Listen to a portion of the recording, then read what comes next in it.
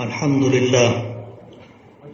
لله نحمده ونستعينه ونستغفره ونؤمن به ونتوكل عليه ونعوذ بالله من شرور أنفسنا ومن سيئات أعمالنا من يهده الله فلا مضل له ومن يضلله فلا هادي له ونشهد أن لا إله إلا الله وحده لا شريك له ونشهد أن سيدنا ومولانا محمدا عبده ورسوله أما بعد فإن أصدق الحديث كتاب الله وخير الهدي هدي محمد صلى الله عليه وسلم وخير الأمور عوازمها وشر الأمور محدثاتها وكل محدثة بدعة وكل بدعة ضلالة وكل ضلالة في النار.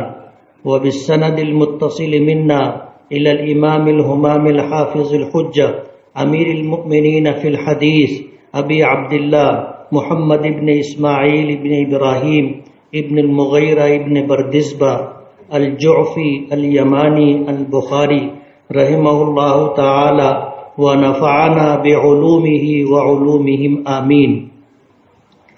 باب قول الله تعالى ونضع الموازين القسط ليوم القيامة وأن أعمال بني آدم وقولهم يوزن.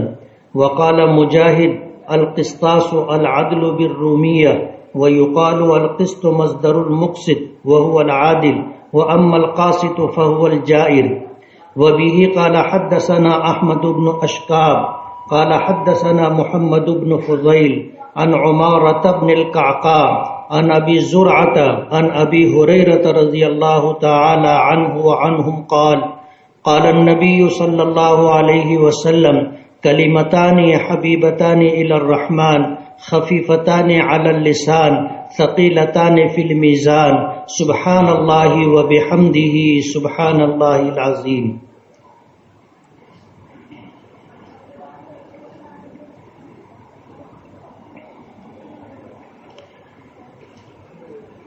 آج کے اس سالانہ پروگرام ختم بخاری شریف اور تکمیل حفظ قرآن پاک کی مجلس کے صدر محترم، دیگر علماء کرام، حاضرین مجلس اور خصوصاً بخاری شریف کی تکمیل کرنے والے یہ 19 خوش نصیب طلباء، دیانت کی بات یہ ہے کہ جن لوگوں نے سال بھر بخاری شریف پڑھائی ہے وہی بخاری شریف کی تکمیل بھی کرواتے. ہمارے یہاں دارالعلوم محمدیہ میں کبھی میں بخاری شریف مکمل پڑھایا کرتا تھا،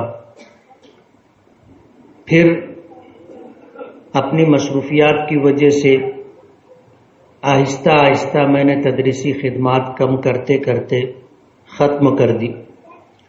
اب بخاری شریف کو دارالعلوم محمدیہ کے 2 استاذ حضرت مولانا انیس الرحمن صاحب قاسمی اور حضرت مولانا شکیل احمد صاحب قاسمی دامت برکاتہم پڑھاتے ہیں.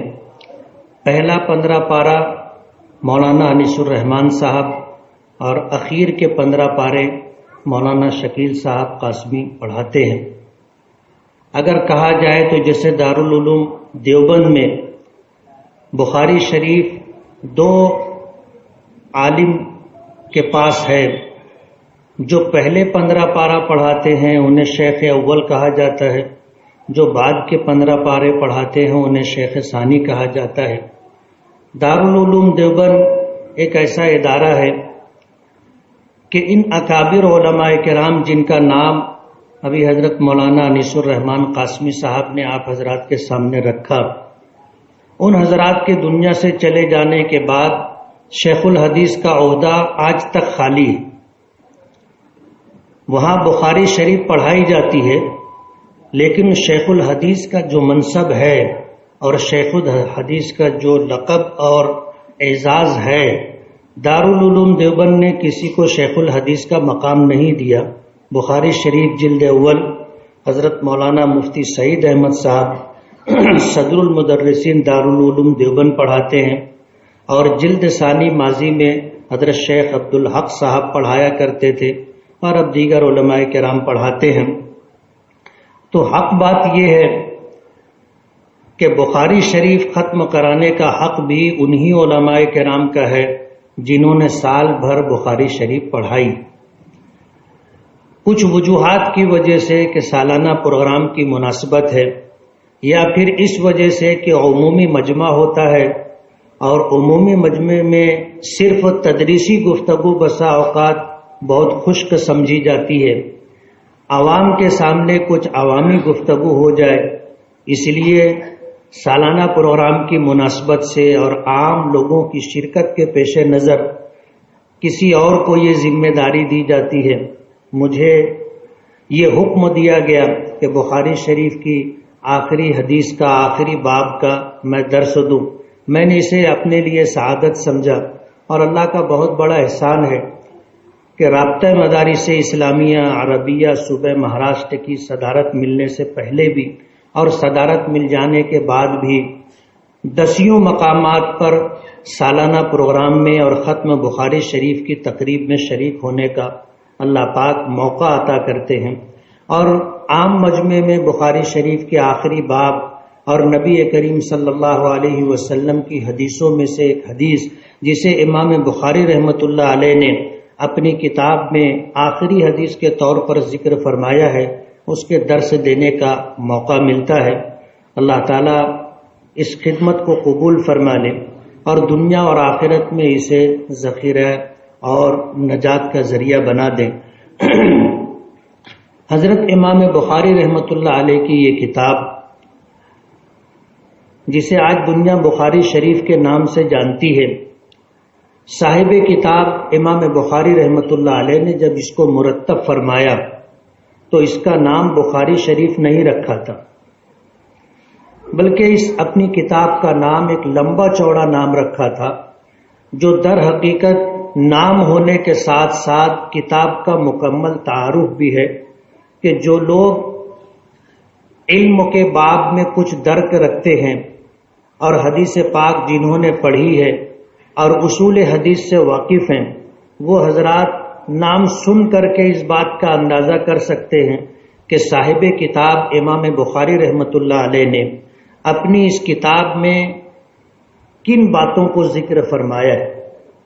تو وہ نام ہی کتاب کا مکمل تعارف ہے، لیکن وہ ایک علمی گفتگو ہے اور بات لمبی ہو جائے گی، اس مناسبت سے اسے نہ ذکر کرتے ہوئے میں اپنے کچھ دوسری باتیں ذکر کرنا چاہتا ہوں کہ امام بخاری رحمۃ اللہ علیہ کی یہ کتاب بخاری شریف جب تک کوئی علم دین حاصل کرنے والا اسے نہیں پڑھ لیتا، اس وقت تک دنیا اور اہل علم اسے عالم نہیں مانتے۔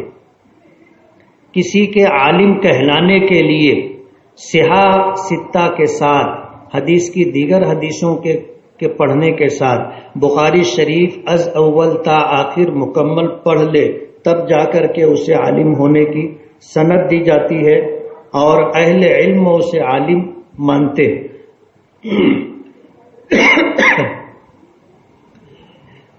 بخاری شریف کے علاوہ ہمارے مدرسوں میں اور بھی کتابیں پڑھائی جاتی، اور اگر دیکھا جائے تو صحاح ستہ میں سب سے اہم کتاب ترمذی شریف ہے۔ امام ترمذی رحمۃ اللہ علیہ نے اپنی کتاب کو فقہی ابواب پر مرتب فرمایا ہے، اور اسی لیے پڑھانے والے جب ترمذی شریف پڑھاتے ہیں تو ترمذی شریف پڑھانے میں فقہ کے 4 مشہور امام حضرت امام اعظم ابو حنیفہ، حضرت امام مالک اور حضرت امام شافعی اور حضرت امام احمد ابن حنبل رحمۃ اللہ علیہم، ان 4 ائمہ کے ساتھ کچھ دیگر ائمہ کے اقوال، فقہی اقوال بھی ذکر کرتے، یعنی کسی حدیث کو پڑھاتے ہوئے یہ بتاتے ہیں کہ اس باب میں امام اعظم ابو حنیفہ رحمۃ اللہ علیہ کا مسلک یہ ہے، امام مالک رحمۃ اللہ علیہ کا مسلک یہ ہے، امام شافعی اور امام احمد ابن حنبل رحمۃ اللہ علیہما کا مسلک یہ ہے، اور دیگر ائمہ کے بھی اقوال ذکر کرتے ہیں۔ اور ترمذی شریف اسی انداز پر پڑھائی جاتی ہے اور یہ عملی زندگی سے تعلق رکھتی، یعنی آدمی عقیدے کے بعد، ایمانیات کا علم حاصل کرنے کے بعد، ایمان کے حصول کے بعد اسے عملی زندگی سے رابطہ و سابقہ پڑتا ہے، تو عملی زندگی میں اسے پاکی ناپاکی سے لے کر کے نماز ہے، روزہ ہے، زکوٰۃ ہے، حج ہے، جو دین کے بنیادی فرائض کہلاتے ہیں، ان کے علاوہ زندگی کے تمام شعبوں میں جن اعمال سے انسان تعلق رکھتا ہے، ان اعمال کے تئیں ان چاروں ائمہ کے کیا اقوال ہیں، کیا مسلک ہے، اس کو ترمذی میں امام ترمذی رحمۃ اللہ علیہ نے ذکر کرنے کا اہتمام کیا ہے۔ اسی لیے ہمارے اکابرین علماء نے اس بات کو ذکر فرمایا ہے کہ ترمذی شریف پڑھاتے ہوئے دور حدیث میں جو اساتذہ تعلیم تدریس کی خدمت انجام دیتے ہیں انہیں مسلک ائمہ پڑھانا چاہیے ترمذی شریف میں، لیکن ہوتا یہ ہے کہ یہی مسلک ائمہ حدیث کی کتاب پڑھانے والے علماء بخاری شریف میں بھی پڑھاتے ہیں، مسلم شریف میں بھی پڑھاتے ہیں، ابو داؤد، نسائی، ترمذی، ابن ماجہ میں بھی پڑھاتے ہیں، جبکہ ہر کتاب کے مؤلف و مرتب نے اپنی کتاب کو مرتب کرتے ہوئے مقصد الگ الگ پیش نظر رکھا۔ امام ابو داؤد کی کتاب ابو داؤد شریف میں علل حدیث کے ساتھ ساتھ قال ابو داؤد پڑھا اور پڑھایا جاتا ہے۔ موطا امام مالک اور امام محمد میں قال مالک اور قال محمد پڑھایا جاتا ہے۔ ابو نسائی شریف میں اور بخاری شریف میں ترجمۃ الباب پڑھایا جاتا ہے۔ مسلم شریف میں عمومی طور پر سند پر گفتگو کی جاتی ہے، طرق احادیث کو پڑھایا جاتا ہے۔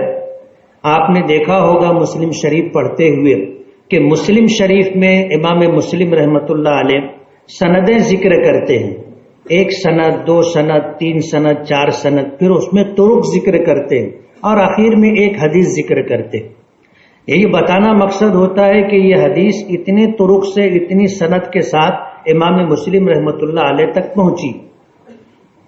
اب جب پڑھانے والے اس طرح اگر بخاری شریف، نسائی شریف، مسلم شریف، ابو داؤد، ترمذی شریف، امام ابن ماجہ، موطا امام مالک، امام محمد اور طحاوی، جس میں پڑھانے کی چیز امام طحاوی رحمۃ اللہ علیہ کی نظر ہوتی ہے، اور اسی طرح شمائل ترمذی، ان مؤلفین نے جن مقاصد کے پیش نظر ان کتابوں کو مرتب کیا ہے، اگر اس طرح پڑھایا جائے تو طلبہ کے لیے یہ سال بہت کارآمد اور مفید ہوتا ہے، لیکن عموماً یہ بات پڑھانے والوں کے پیش نظر نہیں ہوتی۔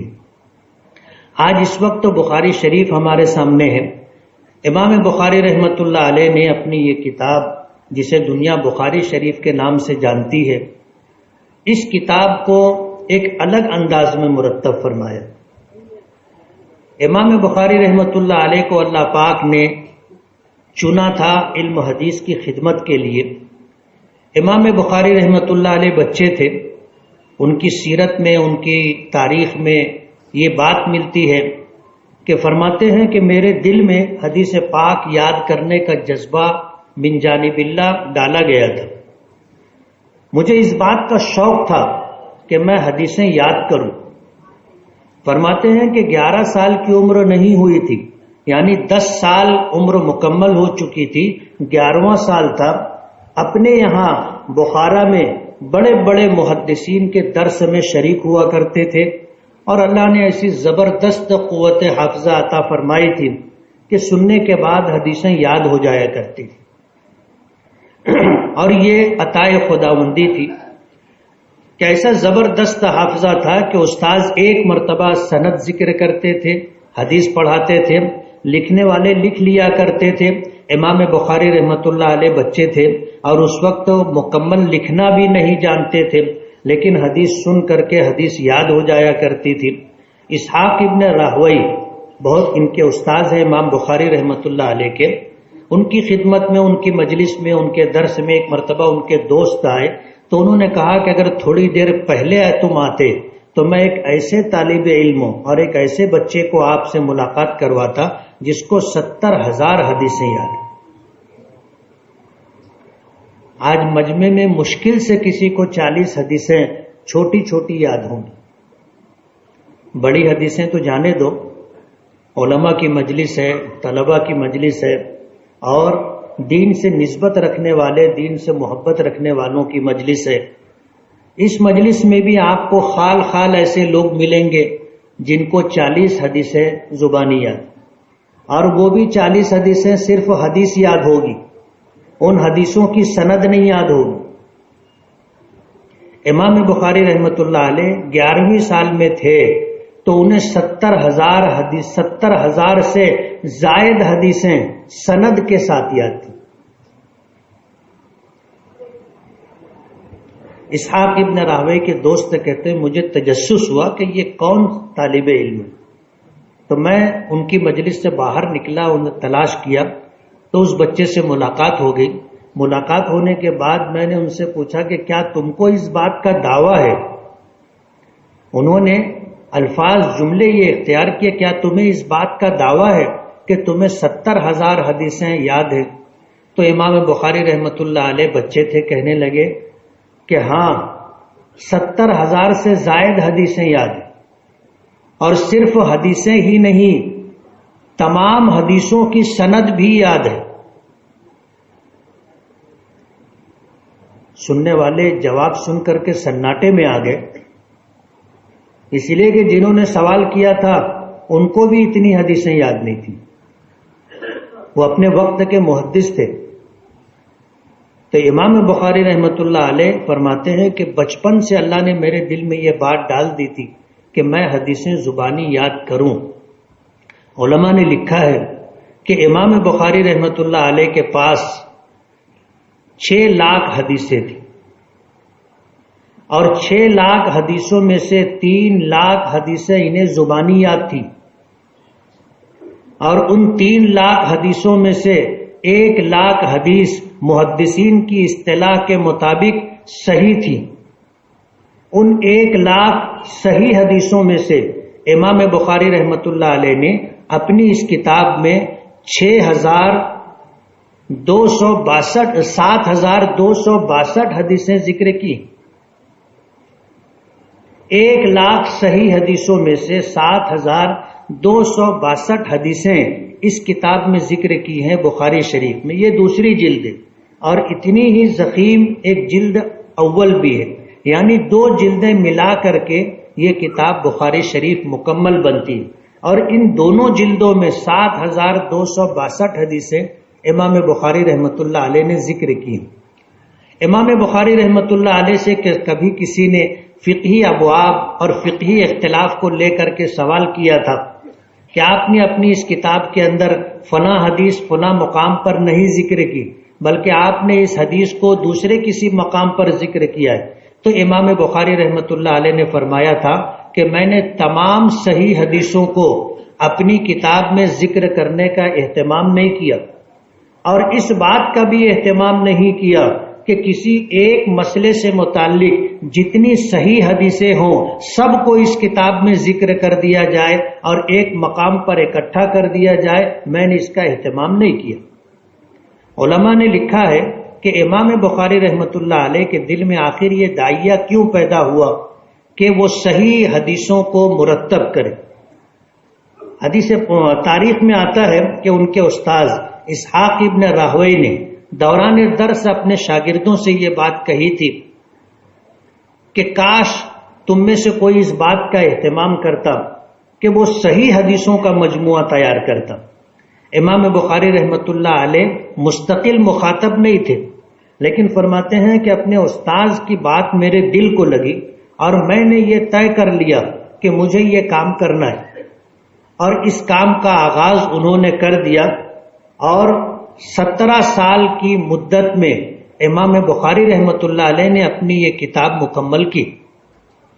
یعنی یہ کتاب جو آج ہمارے سامنے ہے اور جس کو ہم 9 سے 10 مہینوں میں پڑھ لیتے ہیں، اس کتاب کو امام بخاری رحمۃ اللہ علیہ نے جب مرتب کیا تھا تو اس کی ترتیب میں اور اس کی تکمیل میں ان کو 17 سال لگے تھے. 17 سال لگے تھے. 17 سال کا قیمتی وقت دے کر کے انہوں نے اس کتاب کو مرتب کیا. اور یہ تعلق اور محبت کی بات ہے. وہ فرماتے ہیں کہ اس کتاب کی ترتیب اور تالیف میں نے اس بات کا اہتمام کیا کہ جب کسی صحیح حدیث کو اس کتاب میں درج کرنا ہوتا، شامل کرنا ہوتا، تو میں پہلے غسل کیا کرتا تھا. غسل کرنے کے بعد آپ کو پتہ ہے کہ غسل کرنے سے پہلے وضو کیا جاتا ہے اور پھر غسل کیا جاتا ہے.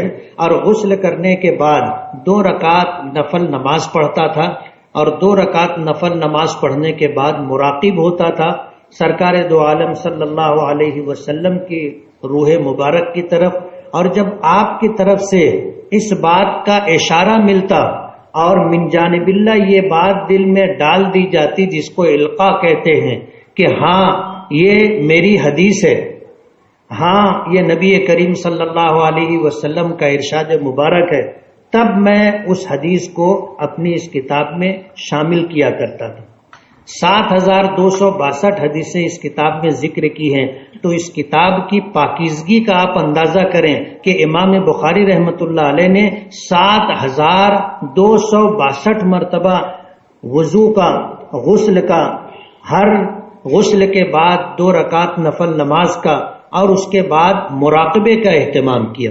اور مراقبہ بھی ایسا کہ جس مراقبے میں آپ کا تعلق سرکار دو عالم صلی اللہ علیہ وسلم سے قائم ہو جاتا اور آپ کی طرف سے اشارہ مل جاتا کہ ہاں یہ میری حدیث ہے، تو اسے اس وقت اپنی اس کتاب میں شامل کیا کرتے تھے. اور آپ کو پتہ ہے علم و دین میں اصل چیز نسبت ہے، اصل چیز سند ہے. جیسے ابھی آپ کے استاذ حضرت مولانا انیس الرحمان قاسمی صاحب نے اپنی سند ذکر کی کہ میں نے یہ کتاب کن کن لوگوں سے پڑھی، انہوں نے یہ کتاب کن اساتذہ کرام سے پڑھی، اور ان اساتذہ کرام نے کن کن اساتذہ کرام سے اس کتاب کو پڑھا، اور یہ سلسلہ صاحب کتاب تک پہنچا اور صاحب کتاب سے پھر یہ سلسلہ سرکار دو عالم صلی اللہ علیہ وسلم تک پہنچا. دین میں اصل چیز نسبت ہے اور دین میں اصل چیز سند ہے.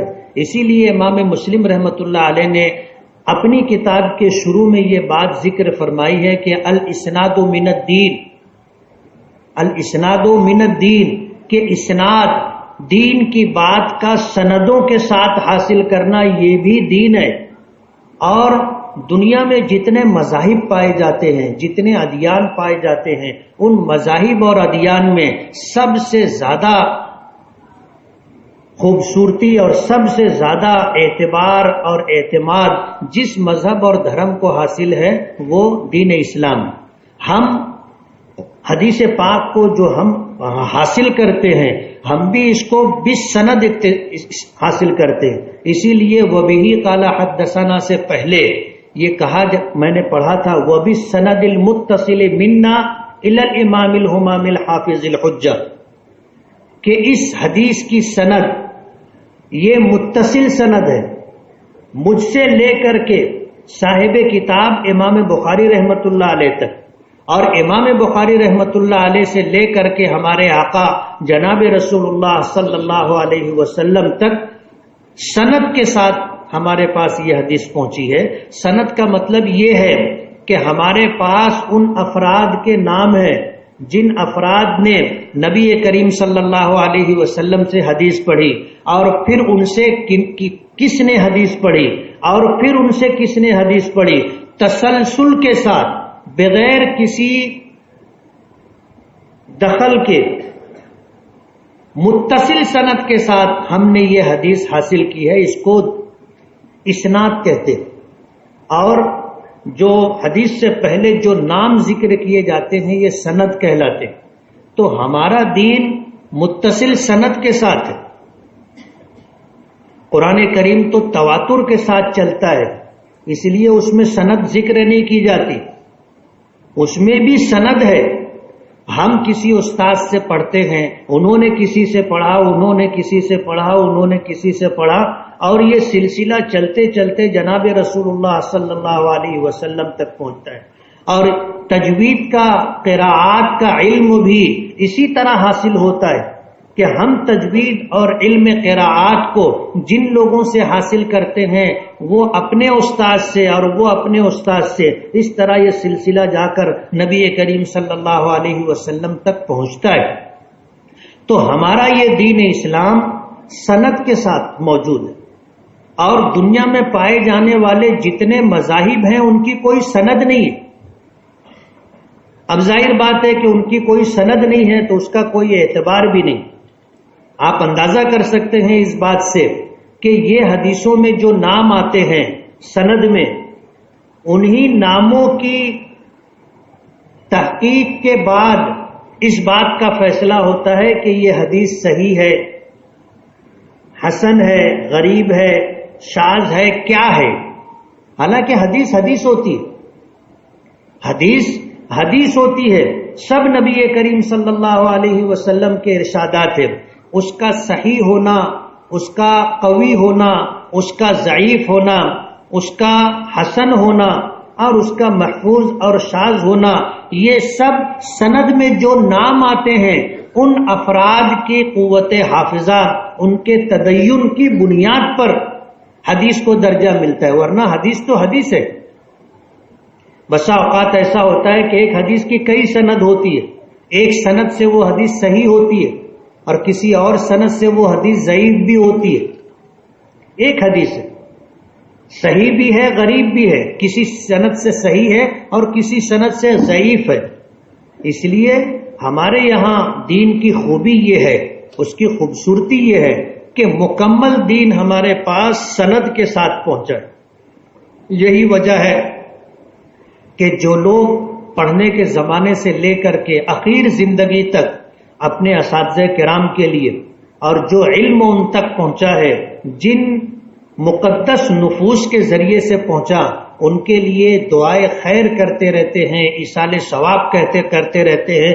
ان کے علم میں بڑی برکت ہوتی، علم میں بڑی برکت ہوتی ہے۔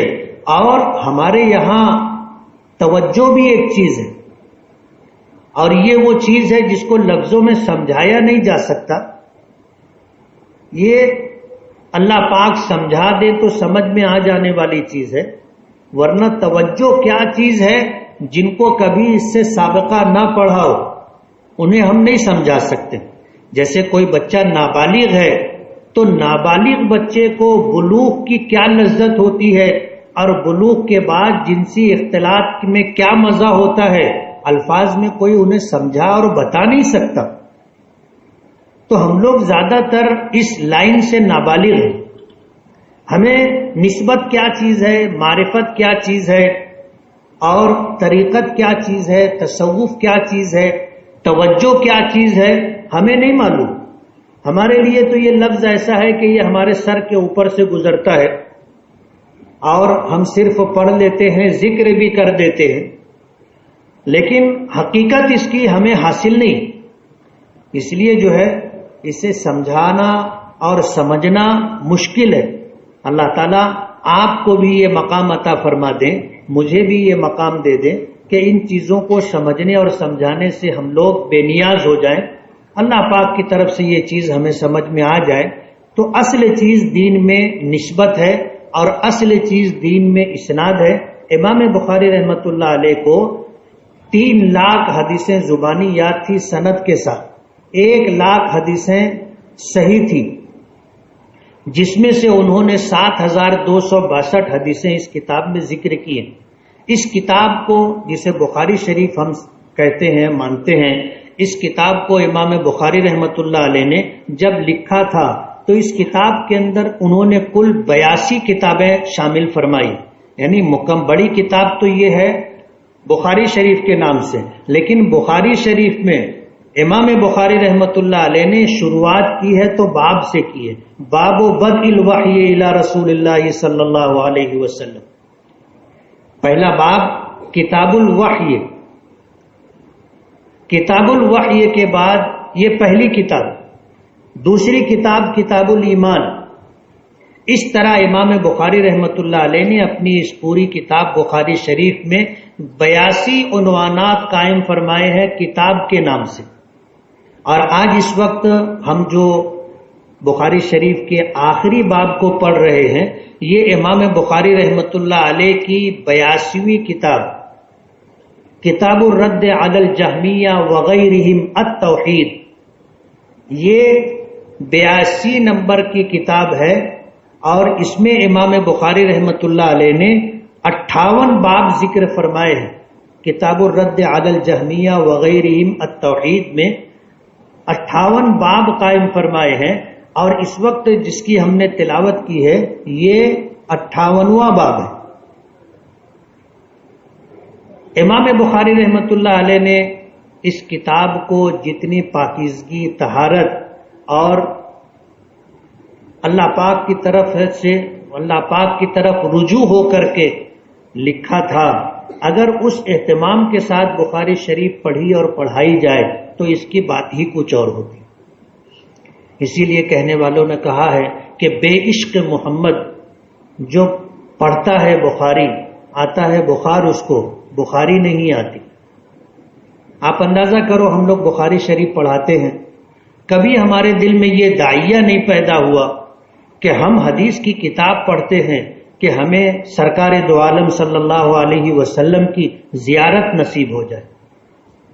میں اپنے طلبہ سے یہ بات کہتا ہوں، اور آج مجمع میں جو عمومی طور پر حضرات تشریف لائے ہیں ان سے بھی کہنا چاہوں گا کہ کیا کبھی زندگی میں ہمیں یہ احساس، یہ خیال ہوا کہ ہم اس بات کی کوشش کریں اور محرومی پر تڑپیں کہ آج تک ہمیں نبی کریم صلی اللہ علیہ وسلم کی زیارت نصیب نہیں.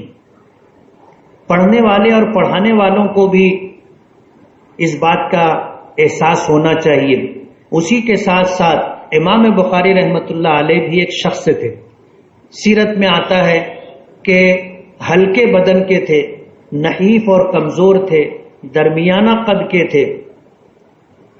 امام بخاری رحمۃ اللہ علیہ کی کبھی زیارت ہو جائے، ہم نے کبھی اس کے لیے دعا کی، کبھی اللہ تعالیٰ سے مانگا کہ امام بخاری رحمۃ اللہ علیہ جن کی کتاب دنیا میں پڑھی جاتی ہے، پڑھائی جاتی ہے، اور یہ مقام حاصل ہے کہ ان کی کتاب کو پڑھے بغیر کوئی عالم نہیں بنتا، کوئی عالم نہیں بنتا.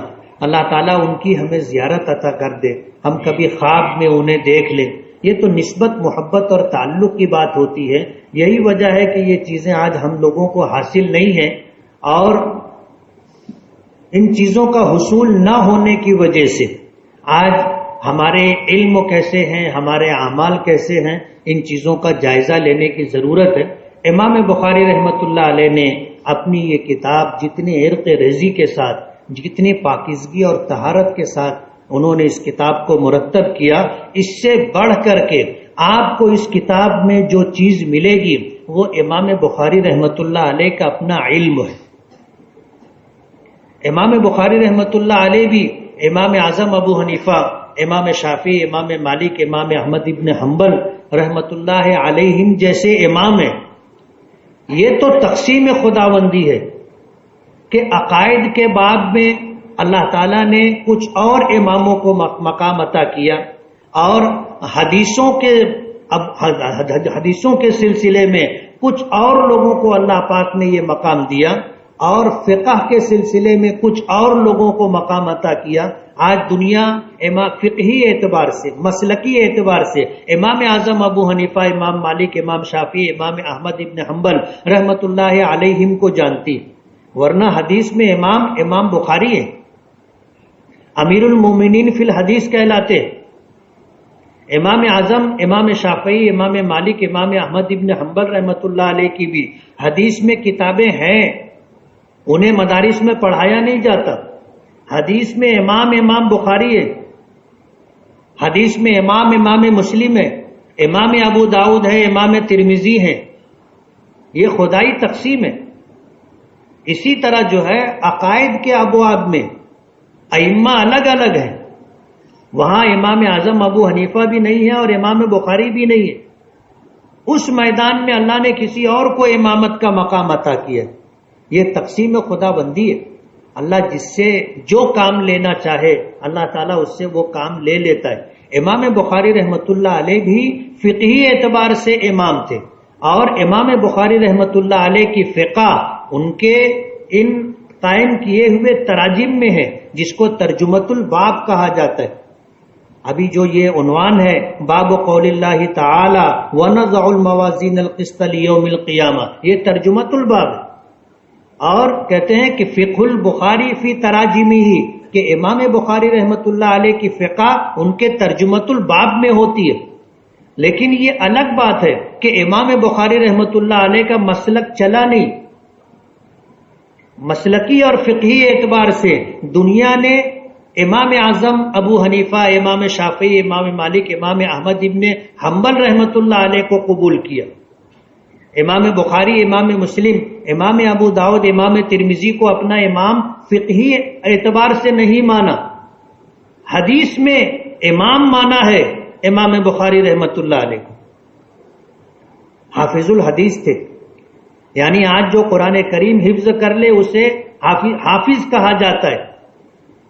اور محدثین کی اصطلاح میں جس شخص کو 1,00,000 حدیثیں سند کے ساتھ زبانی یاد ہو اسے حافظ کہا جاتا ہے، وہ حافظ الحدیث کہلاتا ہے. اور قرآن کریم کو حفظ کرنے والا حافظ قرآن کہلاتا ہے. تو امام بخاری رحمۃ اللہ علیہ کو 1,00,000 حدیثیں سند کے ساتھ زبانی یاد تھی، حافظ الحدیث تھے. آپ اندازہ نہیں کر سکتے. یہ 7,000 حدیثیں ہیں تو ایسی ضخیم 2 جلدوں میں ہے. یعنی یہ سمجھ لو کہ 600 صفحات پر مشتمل ایک جلد ہے اور 600 صفحات پر مشتمل دوسری جلد ہے. پورا قرآن کریم کل 800-900 صفحات میں آتا ہے اور اس کے صفحات بھی چھوٹے ہوتے ہیں. ان میں بخاری شریف کے مقابلے میں سطریں بھی کم ہوتی ہیں. تو حافظ قرآن تو آج ملتے ہیں لیکن حافظ حدیث آج آپ کو دنیا میں نہیں ملیں گے جن کو 1,00,000 حدیثیں سند کے ساتھ زبانی یاد ہو. امام بخاری رحمۃ اللہ علیہ کو 1,00,000 حدیثیں 3,00,000 حدیثیں زبانی یاد تھی، 1,00,000 حدیثیں صحیح تھی. ہم اندازہ نہیں کر سکتے کہ امام بخاری رحمۃ اللہ علیہ کو اللہ نے کیا مقام و مرتبہ عطا کیا تھا. اور حافظہ بھی بہت غضب کا دیا تھا. بغیر حافظے کے آدمی اس مقام تک نہیں پہنچتا. اور جن لوگوں کو اللہ پاک شہرت عطا کرتے ہیں، عزت اور احترام عطا کرتے ہیں، تو ان سے حسد کرنے والے لوگوں کی بھی ایک بڑی تعداد ہوتی ہے. امام بخاری رحمۃ اللہ علیہ بھی اپنے زمانے میں اس چیز سے بہت پریشان تھے. ان کے بھی حاسدین بہت زیادہ تھے. وہ جس مقام پر جاتے تھے وہاں کے جو علماء ہوتے تھے اور اس زمانے کے جو درباری لوگ ہوا کرتے تھے، جو صاحب مقام لوگ ہوا کرتے تھے، امام بخاری رحمۃ اللہ علیہ کی آمد کی وجہ سے انہیں ایسا محسوس ہوتا تھا کہ ہمارا چراغ بجھے گا. تو وہ اپنے چراغ کو بچانے کے لیے امام بخاری رحمۃ اللہ علیہ کی مخالفت کیا کرتے تھے. بغداد جب امام بخاری رحمۃ اللہ علیہ پہنچے تو مکۃ المکرمہ اور مدینہ منورہ کے بعد اسلامی تاریخ میں اور اسلامی دنیا میں اگر کسی ملک کا یا کسی شہر کا نام ہے تو وہ بغداد ہے.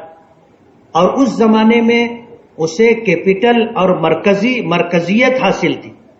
اسلامی حکومت تھی تو اس کا کیپٹل راجدھانی بغداد تھا.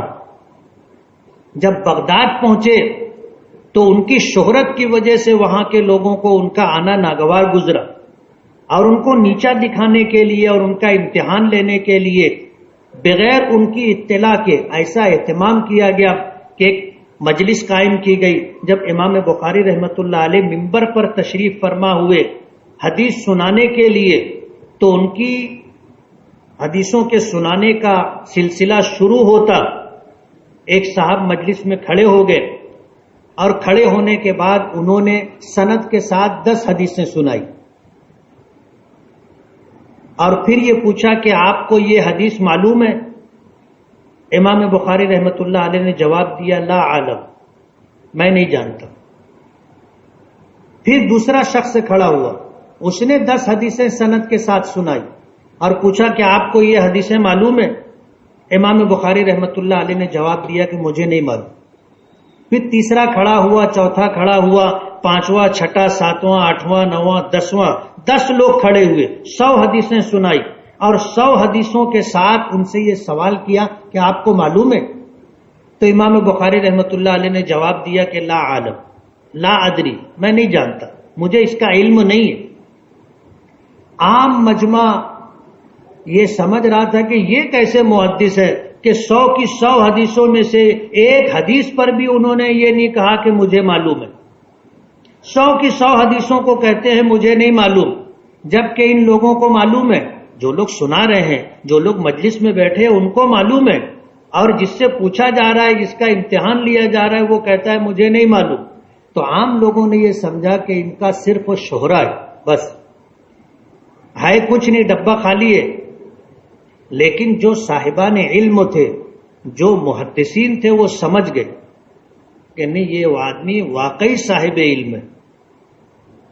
کسی حدیث کے سلسلے میں ذرا بھی تشکیک، تلبس کا اظہار نہیں ہوا. امام بخاری رحمۃ اللہ علیہ کو ذرا بھی تردد نہیں ہوا اس چیز کا انکار کرنے. اس کے بعد جب 10 کے 10 فارغ ہو گئے تو امام بخاری رحمۃ اللہ علیہ نے کہا کہ پہلے شخص نے 10 حدیثیں سنائی اور 10 حدیثوں میں سے پہلی حدیث کی یہ سند پڑھی اور حدیث یہ پڑھی، جبکہ یہ حدیث اس سند کے ساتھ دنیا میں کہیں کسی کے پاس نہیں. یہ حدیث فلاں سند کے ساتھ ہے.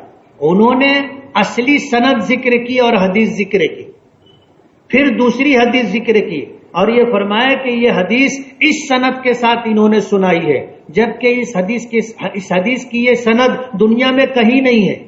اس حدیث کی سند کیا ہے وہ میں بتاتا ہوں. ایسے 100 کی 100 حدیثیں ترتیب کے ساتھ، اور جو سند سنائی گئی تھی اس سند کے تذکرے کے ساتھ اس کی نفی کی اور اس حدیث کی اصل سند ذکر کی. اب ظاہر بات ہے جس کے پاس ایسا حافظہ ہو، جیسا آج ٹیپ ریکارڈ ہوتا ہے کہ ایک مرتبہ سنا تو غلط سند بھی یاد ہو گئی، غلط سند بھی یاد ہو گئی کہ یہ سند اس غلط سند کے ساتھ سنائی گئی ہے، یہ سند غلط ہے، اصل اور صحیح سند یہ ہے. یہ ظاہر بات ہے خداداد بات تھی. تو جن لوگوں نے امتحان لے کر کے نیچا دکھانا چاہا تھا، پورے بغداد میں امام بخاری رحمۃ اللہ علیہ کا سکہ بیٹھ گیا، اور ایسا سکہ بیٹھا کہ پھر اہل بغداد کو کبھی ہمت اور جرت نہیں ہوئی امام بخاری رحمۃ اللہ علیہ کا امتحان لینے کی. حالانکہ امام بخاری رحمۃ اللہ علیہ جس وقت بغداد پہنچے تھے ان کی عمر 33 سال کی تھی، اور بڑے بڑے عمر دراز علماء اور محدثین وہاں موجود تھے.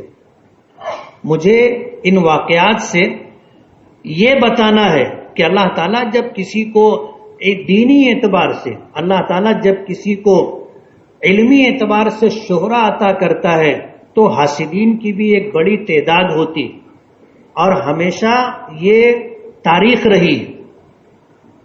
اس لیے امام بخاری رحمۃ اللہ علیہ کے ساتھ جو حالات پیش آئے تھے، آپ نے اگر کبھی اس کا حاشیہ پڑھا ہوگا تو جو محشی ہیں انہوں نے لکھا ہے ان واقعات کو، اور یہ بھی لکھا ہے کہ ہر پیڑ کی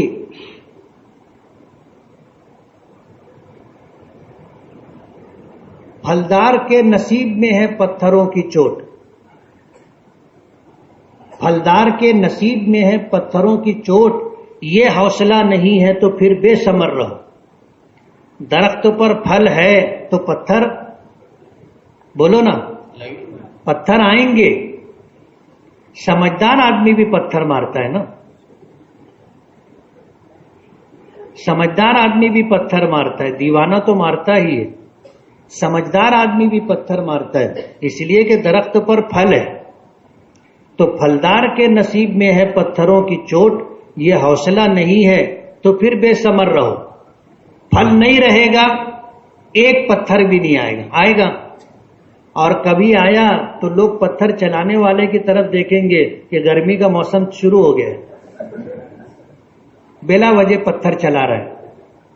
امام بخاری رحمۃ اللہ علیہ، اللہ نے 63 سال کی عمر عطا کی تھی، لیکن ان کی تاریخ آپ اگر پڑھو گے انتہائی دردناک تاریخ ہے۔ جس مقام پر گئے اس مقام پر استقبال کے ساتھ ساتھ ایسے حالات پیش آئے کہ امام بخاری رحمۃ اللہ علیہ کو مجبور ہو کر کے اس شہر کو چھوڑنا پڑا، اور ان کے وفات کی جو تاریخ ہے، وفات کے حالات اگر آپ دیکھو گے کہ اپنے شہر بخارا میں تھے، ان کا اپنا وطن تھا، وہاں کے حاکم نے امام بخاری رحمۃ اللہ علیہ کو اس بات کا حکم دیا کہ آپ اپنی یہ کتاب بخاری شریف میرے محل میں آ کر کے میرے بچے کو پڑھائے۔ امام بخاری رحمۃ اللہ علیہ نے انکار کر دیا کہ میں علم کی بے وقاتی اور توہین نہیں کرنا چاہتا، یہ علم ہے، اس کی اپنی ایک شان ہے، میں یہ علم لے کر کے تمہارے محل میں آؤں اور صرف تمہارے بیٹے کو پڑھاؤں تو اس علم کی بے عزتی اور توہین میں نہیں کر سکتا۔ تو حاکم وقت نے کہا کہ آپ میرا یہ بچہ پڑھنے کے لیے آئے گا تو اس وقت کلاس میں اس کے علاوہ کوئی دوسرا بچہ نہیں رہے گا، آپ اس کو اکیلے پڑھائیں گے۔ تو امام بخاری رحمۃ اللہ علیہ نے انکار کر دیا کہ میں یہ بھی نہیں کر سکتا کہ میں کسی کو اپنے درس میں شامل ہونے سے روکوں اور منع کروں، یہ بھی نہیں ہوگا۔ تو حاکم وقت نے امام بخاری رحمۃ اللہ علیہ کو بخارا سے نکلنے کا حکم دیا۔ امام بخاری رحمۃ اللہ علیہ بخارا سے نکل گئے۔ حاکم وقت اور بادشاہ وقت نے جب در بدری کا حکم دے دیا، جس کو آج کے الفاظ میں تڑی پار کرنا کہتے، تو امام بخاری رحمۃ اللہ علیہ کو بخارا اپنا شہر، اپنا وطن چھوڑنا پڑا، اپنے ننیحال چلے گئے جس کو خرتنگ نام دیا جاتا ہے، اس مقام پر چلے گئے، اور وہاں جانے کے بعد ابھی پہنچے نہیں تھے کہ وہاں کے علماء نے مخالفت شروع کر دی، ابھی خرتنگ میں داخل بھی نہیں ہوئے تھے، مخالفت کا سلسلہ شروع ہو گیا، اور امام بخاری رحمۃ اللہ علیہ جن حالات میں اپنی ننیحال خرتنگ پہنچے ہیں تو حالات کو بدلا ہوا پایا۔ امام بخاری رحمۃ اللہ علیہ نے پھر دعا کی، کتابوں میں آتا ہے کہ دعا کی کہ اللہ تیری یہ دنیا اور تیری یہ زمین اپنی وسعت کے باوجود میرے لیے تنگ ہو گئی،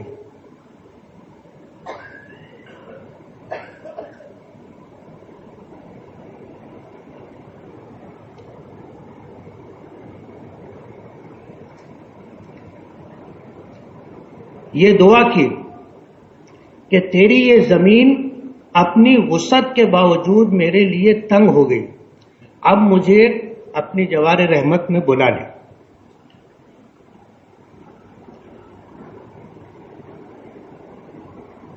تاریخ میں آتا ہے رمضان المبارک ختم ہوا تھا، عید کا چاند نظر آیا تھا، چاند رات کو دوسرے دن عید ہے، رات میں امام بخاری رحمۃ اللہ علیہ کا انتقال ہوا، تدفین ہوئی۔ امام بخاری رحمۃ اللہ علیہ کی عند اللہ مقبولیت کا اندازہ آپ اس سے کر سکتے ہیں کہ جب تدفین ہو گئی تو تدفین کے بعد قبر کی مٹی سے ایسی خوشبو آتی تھی کہ لوگ قبر کی مٹی اٹھا اٹھا کے لے جاتے تھے، قبر پر مٹی ڈالی جاتی تھی پھر لوگ مٹی اٹھا کے لے جاتے تھے، قبر پر مٹی ڈالی جاتی تھی پھر لوگ مٹی اٹھا کے لے جاتے تھے۔ کسی صاحب دل نے پھر دعا کی کہ اللہ یہ تو عجیب سلسلہ ہے، اسے ختم کیا جائے۔ جیسے امام اعظم ابو حنیفہ رحمۃ اللہ علیہ کے کرامات میں یہ بات آتی ہے کہ وضو کوئی شخص اگر کرے تو اس کے وضو کا جو بہتا ہوا پانی آتا تھا، امام اعظم ابو حنیفہ رحمۃ اللہ علیہ اس پانی کو دیکھ کر کے یہ بتا دیا کرتے تھے کہ اس آدمی نے کون کون سا گناہ کیا ہے۔ حدیث پاک میں آتا ہے حضور نے فرمایا کہ جب آدمی وضو کرتا ہے تو اس کے اعضائے وضو سے بہنے والا پانی آخری قطرہ آخری گناہ لے کر کے ٹپکتا ہے، تو اس پانی میں گناہ بہ کر کے جا رہے ہوتے تھے تو اس پانی کو دیکھ کر امام اعظم ابو حنیفہ رحمۃ اللہ علیہ وضو کرنے والے کے بارے میں بتا دیا کرتے تھے کہ اس نے کون کون سا گناہ کیا۔ ایک مرتبہ ان کے استاذ حماد اوپر وضو کر رہے تھے اور وہ پانی بہہ کر کے آیا نیچے، امام اعظم ابو حنیفہ رحمۃ اللہ علیہ شاگرد تھے، اس پانی کو دیکھا تو وہ چیز نظر آئی جس سے استاذ کی عظمت میں فرق پڑ رہا تھا۔ دعا کی کہ اللہ مجھ سے یہ کرامت سلب فرمائے۔ میں اپنے بڑوں کی، اپنے اساتذہ کے تعلق سے اس طرح کی باتیں اپنے دل میں نہیں رکھنا چاہتا، تو یہ کرامت ہوتی ہے۔ امام بخاری رحمۃ اللہ علیہ کی کرامت بعد از مرگ، تدفین کے بعد یہ تھی کہ ان کی قبر سے ایسی خوشبو آتی تھی کہ لوگ مٹی اٹھا اٹھا کے لے جایا کرتے تھے۔ اس وقت کے جو اہل دل حضرات تھے انہوں نے دعا کی، تب جا کر کے وہ سلسلہ بند ہوا۔ اور امام بخاری رحمۃ اللہ علیہ کی مقبولیت کا اندازہ آپ اس سے بھی کر سکتے ہیں کہ ان کی کتاب کو دنیا نے اصح الکتب بعد کتاب اللہ الباری قرار کر رکھ دیا کہ اس روئے زمین پر اللہ تعالیٰ کی کتاب قرآن کریم کے بعد سب سے زیادہ صحیح ترین اگر کوئی کتاب ہے تو وہ بخاری شریف ہے۔ اور اس سے بھی آپ اندازہ کر سکتے ہیں کہ اہل دنیا کسی شخص کو اس وقت تک عالم نہیں مانتے جب تک امام بخاری رحمۃ اللہ علیہ کی یہ کتاب بخاری شریف وہ از اول تا آخر مکمل پڑھ نہ لے، اس کے بغیر اسے عالم نہیں مانا جاتا۔ ختم بخاری کے موقع پر گھنٹوں گفتگو کی جا سکتی ہے، اور مجھے یقین ہے کہ اگر گھنٹوں بھی گفتگو کی جائے گی تو امام بخاری رحمۃ اللہ علیہ اور بخاری شریف کے حالات ایسے ہیں کہ لوگ توجہ اور دلچسپی کے ساتھ سنتے رہیں۔ لیکن ظاہر بات ہے کہ ہر پروگرام کے لیے وقت کا ایک تعین ہوتا ہے اور لوگوں کی برداشت کی بھی ایک حد ہوتی ہے، اس لیے نفع بخش بات بھی ہو تو مختصر ہی ہونی چاہیے۔ بہت اچھا کھانا ہو تو بھی 2 لقمہ کم کھانا چاہیے، اگر 2 لقمہ زیادہ کھا لیے تو پھر اس کے بعد کھٹا میٹھا چورن کھانا پڑتا ہے۔ اس لیے لمبی گفتگو پیش نظر نہیں ہے۔ اس کتاب کو امام بخاری رحمۃ اللہ علیہ نے باب بدء الوحی سے شروع کیا تھا اور اسے ختم کیا ہے وَنَزَعُ الْمَوَازِينَ الْقِسْطَ لِيَوْمِ الْقِيَامَةِ پر۔ مختصر طور پر 2-4 باتیں ذکر کر کے اپنی بات ختم کروں گا۔ امام بخاری رحمۃ اللہ علیہ نے 82 کتابیں اپنی اس کتاب میں انہوں نے جمع کی ہیں، اور آخری کتاب انہوں نے رکھی ہے کتاب الرد علی الجہمیہ وغیرہم التوحید۔ یعنی کتاب میں 2 عنوان ہیں آخری کتاب میں، ایک تو فرق باطلہ میں جہمیہ اور جہمیہ کے علاوہ جتنے فرق باطلہ اس زمانے میں تھے امام بخاری رحمۃ اللہ علیہ نے سب کا رد کیا ہے،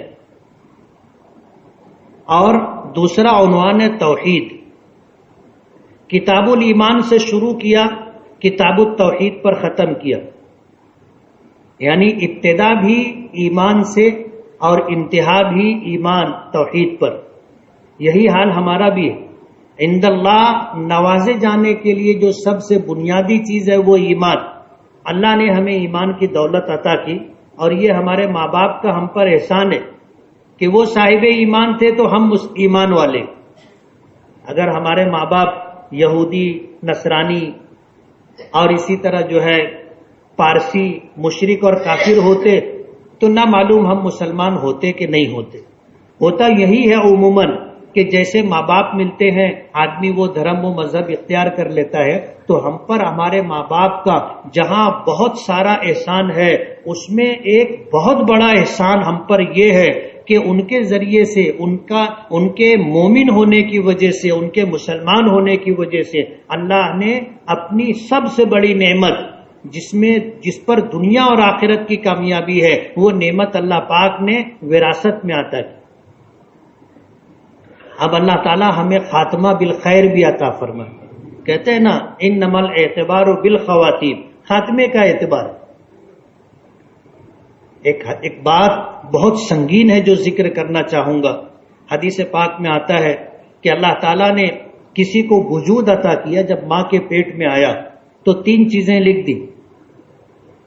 فرشتہ پوچھتا ہے کیا لکھوں؟ فرمایا کہ اس کی عمر لکھ دے. لکھ دی گئی عمر 70 سال. پھر فرشتے نے پوچھا ماذا اکتب، کیا لکھوں؟ فرمایا کہ اس کا رزق لکھ دے. تو لوح محفوظ میں جو عمر تھی، لوح محفوظ میں جو رزق تھا، وہ اس فرشتے کو بتا دیا جاتا ہے، وہ لکھ دیتا ہے کہ اس کو دنیا میں یہ ملے گا، اور جو لکھ دیا گیا ہے اس سے نہ کم ملے گا نہ زیادہ ملے گا. لیکن مجھے نہیں معلوم کہ کیا ملے گا، اس لیے میں جدوجہد کرتا ہوں، ادھر بھی کوشش کرتا ہوں ادھر بھی کوشش کرتا ہوں، ایسا سمجھ کر کے کہ میں ایسے زیادہ کما لوں گا، میں ایسے زیادہ جمع کر لوں گا، لیکن ملے گا وہی جو میرا نصیب و مقدر ہے. تیسری چیز فرشتہ پوچھتا ہے ماذا اکتب، کیا لکھوں؟ تو اللہ پاک فرماتے ہیں کہ اس کو سعید لکھ دے، نیک بخت. یا اللہ تعالیٰ فرما دیتے ہیں اس کو شقی لکھ دے، بدبخت. یہ خدائی فیصلہ ہے، اور اللہ کو اس کا پورا پورا حق ہے، اختیار ہے، کسی کو حق اعتراض نہیں ہے. علماء نے لکھا انما الاعتبار بالخواتیم، خاتمے کا اعتبار ہے. ساری زندگی آدمی ایمان کے ساتھ، اللہ اس کے رسول کی تابع داری کے ساتھ گزارا، لیکن آخر وقت میں کچھ ایسا کام کر لیتا ہے جس کی وجہ سے وہ شقی اور بدبخت ہو جاتا ہے. زندگی بھر کی محنت رائے گاں اور بیکار چلی جاتی. اس لیے خاتمہ بالخیر کی دعا کرتے رہنا چاہیے. آج کا اعتبار نہیں ہے، اعتبار کس دن کا ہے؟ مرنے کے دن کا. اور کس وقت کا؟ خاتمے کے وقت کا اعتبار. اس وقت اگر ایمان رہا، اس وقت اگر اطاعت و فرما برداری رہی تو ہم کامیاب. اور اگر اختتام کے وقت ہماری بدبختی غالب آ گئی، شیطان پیشاب کا پیالہ لے کر کے کھڑا ہوتا ہے، اور پیاس کی شدت ایسی ہوتی ہے مرنے والے کی کہ اگر سارا سمندر بھی اسے پلا دیا جائے تو اس کی پیاس نہیں بجھتی. اور شیطان پیشاب کا پیالہ لے کر کے کھڑا ہوتا ہے، وہ کہتا ہے کہ اللہ کی ربوبیت کا، اللہ کی الوہیت کا اور اللہ کی وحدانیت کا انکار کر دے، یہ پیالہ دوں گا تیری پیاس بجھ جائے گی. اللہ ہم لوگوں کی حفاظت فرمائے. اخیر وقت کا اعتبار ہے. شیطان پوری کوشش کرتا ہے کہ یہ ایمان کی حالت میں دنیا سے نہ جائے. شیخ شہاب الدین سہروردی رحمۃ اللہ علیہ کے واقعات میں آتا ہے، تصوف کے لائن سے بھی 4 امام ہیں، ان میں سے ایک شہاب الدین سہروردی. ان کے ایک شاگرد تھے، مرید تھے، ان کے ایک مرید تھے جو علم کلام میں مہارت رکھتے تھے، اور انہوں نے اللہ تعالیٰ کے ایک ہونے پر، اللہ کی وحدانیت پر 100 دلیلیں قائم کی تھی. جب ان کے مرنے کا وقت قریب آیا، شیطان ان کے پاس آیا، پوچھا کہ اللہ کے بارے میں تمہارا کیا عقیدہ ہے؟ کہنے لگے اللہ ایک ہے. پوچھا دلیل؟ انہوں نے دلیل دی، شیطان نے دلیل توڑ دی. انہوں نے دوسری دلیل دی، شیطان نے دلیل توڑ دی. یہ سلسلہ چلتا رہا. شیخ صحاب الدین سہروردی رحمۃ اللہ علیہ وضو فرما رہے تھے. شاگرد کہتے ہیں، خادم کہتے ہیں کہ جتنے پانی میں وضو ہو جاتا تھا اتنا پانی کئی مرتبہ لگ چکا، وضو پورا نہیں ہو رہا تھا. اللہ تعالیٰ نے ان پر یہ بات منکشف کر دی کہ آپ کا ایک مرید جس کی زندگی کا آخری وقت ہے، اس وقت جو ہے شیطان غالب آ جائے گا. ان پر یہ حقیقت منکشف کر دی گئی کہ شیطان نے پوچھا کہ اللہ کے بارے میں تمہارا کیا عقیدہ ہے؟ تو انہوں نے کہا کہ میں اللہ کو ایک مانتا ہوں. پوچھا دلیل؟ انہوں نے 1 دلیل، 10 دلیل، 50 دلیل، 80 دلیل، 90 دلیل، 95 دلیل دے دی. اب دلیل ختم ہو رہی ہے، دلیل ختم ہو رہی ہے. ظاہر بات ہے 100 کی 100 دلیلیں یہ دے دیتے، شیطان توڑ دیتا، تو جب سارے دلائل ختم ہو جاتے تو آدمی کے دل میں اللہ کی وحدانیت کے تعلق سے ظاہر بات ہے یقین نہیں رہ جاتا. شیخ صاحب الدین نے ہاتھ میں پانی لیا، اس طرح چھٹا دیا اور فرمایا کہ اللہ کے بندے یہ کیوں نہیں کہتا کہ میں اللہ کو بغیر دلیل کے ایک مانتا ہوں؟ میں اللہ کو بغیر دلیل کے ایک مانتا ہوں۔ ظاہر بات ہے جب جو چیز بغیر دلیل کے آدمی مانتا ہو تو اس کے توڑنے کی کوئی دلیل نہیں ہوتی۔ اس کو کہتے ہیں توجہ، شاید سمجھ میں آ جائے۔ شیخ جو ہوتا ہے، استاذ جو ہوتا ہے، اس کی اپنی ایک توجہ ہوتی ہے، اور جو جتنا تعلق رکھتا ہے اس کو وہ توجہ اتنی زیادہ حاصل ہوتی۔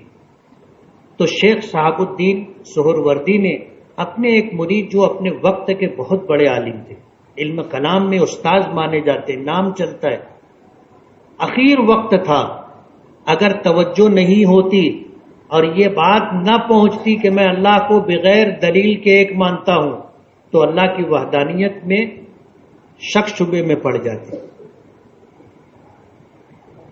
اس لیے کہا انما الاعتبار بالخواتیم، خاتمے کا اعتبار۔ تو ہماری ابتدا ایمان سے تھی، اللہ ایمان پر خاتمہ بھی عطا فرما دے۔ امام بخاری رحمۃ اللہ علیہ نے کتاب الایمان سے اپنی کتاب کا آغاز کیا اور عقائد کے باب میں جتنے فرق باطلہ تھے سب کا رد کیا، اور عنوان قائم فرمایا کتاب الرد علی الجہمیہ وغیرہم التوحید، یعنی توحید کے باب میں جتنے فرق باطلہ ہیں، ان کے جو باطل عقائد ہیں، ان کے رد کے لیے امام بخاری رحمۃ اللہ علیہ نے آخری کتاب میں 58 باب قائم فرمائے ہیں، اور آخری باب یہ ہے جس کو ہم نے پڑھا، وَنَضَعُ الْمَوَازِينَ الْقِسْطَ لِيَوْمِ الْقِيَامَةِ، ہم قیامت کے دن انصاف کے ترازو قائم فرمائیں گے۔ امام بخاری رحمۃ اللہ علیہ کا اپنا ایک الگ مقصد ہے، اسے میں ذکر کروں گا۔ امام بخاری رحمۃ اللہ علیہ کے زمانے میں معتزلہ ایک فرقہ گزرا تھا، آج بھی ہے الگ نام سے، اس زمانے میں معتزلہ نام دیا جاتا تھا۔ ان کا یہ عقیدہ تھا کہ قیامت کے دن نیکی اور بدی تولی نہیں جائے گی، اور یہ قرآن کریم میں جو آیت ہے وَنَضَعُ الْمَوَازِينَ الْقِسْطَ لِيَوْمِ الْقِيَامَةِ، اس کا مطلب یہ ہے کہ اللہ تعالیٰ انصاف فرمائیں گے، بس انصاف کریں گے، باقاعدہ ترازو ہوگا، نیکی اور بدی تولی جائے گی۔ ان کا یہ ماننا تھا کہ یہ کیسے ہو سکتا ہے، ہم نے نماز پڑھی فجر کی، آج کوئی لا کے بتا سکتا ہے کہ یہ تمہاری فجر کی نماز ہے، ہم نے پڑھ لیا، ختم ہو گیا، اب اس کو تولا کیسے جائے گا؟ ہم نے صبح تلاوت کی تھی، آج اگر کوئی بولے کہ بتاؤ تلاوت کہاں ہے تو ہم بتا سکتے، اور وزن کرنے کی بات آئے گی تو ہم وزن کر سکتے۔ ایسے ہی جو ہے نماز، روزہ ہے، زکوٰۃ ہے، حج ہے، سب کا یہی حال ہے۔ تو ان کا یہ عقیدہ تھا کہ یہ کچھ تولا اولا نہیں جائے گا، نہ نیکی نہ بدی تولی نہیں جائے گی، اللہ تعالیٰ انصاف فرمائیں گے، بس یہی مطلب۔ امام بخاری رحمۃ اللہ علیہ نے اہل سنت والجماعت کی ترجمانی کرتے ہوئے یہ بات فرمائی کہ باقاعدہ نیکی اور بدی تولی جائے گی۔ کیسے تولی جائے گی اس کے لیے مختلف جوابات ہیں، لیکن یہ طے ہے کہ نیکی اور بدی تولی جائے گی، اور حدیثوں میں واقعات سے اس بات کو ثابت کیا گیا کہ کل قیامت کے دن ترازو ہوں گے، ایک ترازو ہوگا، ایک سے زائد ترازو ہوں گے، اور نیکی اور بدی تولی جائے گی، اور اس ترازو کو اللہ اپنے دست قدرت سے اٹھائے گا، جس کا نیکی کا پلڑا جھک جائے گا وہ کامیاب۔ یعنی یہ سمجھ لو کہ کسی کے پاس 51% نیکی رہی تو اس کا نیکی کا پلڑا جھک جائے گا اور بدی کا پلڑا اٹھ جائے گا، ہلکا پڑ جائے گا، وہ کامیاب انشاءاللہ جنت میں جائے گا۔ بتاؤں اللہ تعالیٰ بھی کسی بندے سے 100% نیکی کا مطالبہ، بولو نا، 100% نیکی کا مطالبہ نہیں کرتے۔ کہیں قرآن پاک میں اور کہیں حدیثوں میں ایسا نہیں ہے کہ وہ شخص جو میدان محشر میں آئے گا جس کے پاس 100% نیکیاں ہوں گی وہ کامیاب، اور جس کے پاس 100% نیکی نہیں ہوگی وہ ناکام، ایسا کہیں بھی نہیں۔ اور آج اس موقع کی مناسبت سے یہ بات کہنا میں سمجھتا ہوں کہ برمحل ہوگا کہ کل قیامت کے دن جب ترازو قائم کیے جائیں گے، کسی کے پاس 51% نیکی ہوگی تو اس کا نیکی کا پلڑا جھک جائے گا اور وہ شخص کامیاب رہے گا. کیوں کہ نیکی بدی پر غالب آ گئی. لیکن ہم لوگوں کا مزاج کچھ اور ہے. ہم لوگ کسی بھی شخص کو دیکھتے ہیں تو دیکھنے کا ہمارا معیار یہ ہوتا ہے کہ یہ 100% ٹھیک ہونا چاہیے، حالانکہ عیب سے پاک صرف اللہ کی ذات ہے. ہم انسان ہیں، ہم انسانوں میں کچھ نہ کچھ کمی اور کوتاہی رہے گی. کسی کے اچھے اور برے ہونے کا معیار یہ ہے کہ ہم یہ دیکھیں کہ اس میں اچھائی زیادہ ہے یا برائیاں زیادہ ہے. اگر اچھائیاں غالب ہیں تو وہ اچھا ہے، ہمیں اس سے اچھا ماننا چاہیے، اچھا بولنا چاہیے، اچھا سمجھنا چاہیے.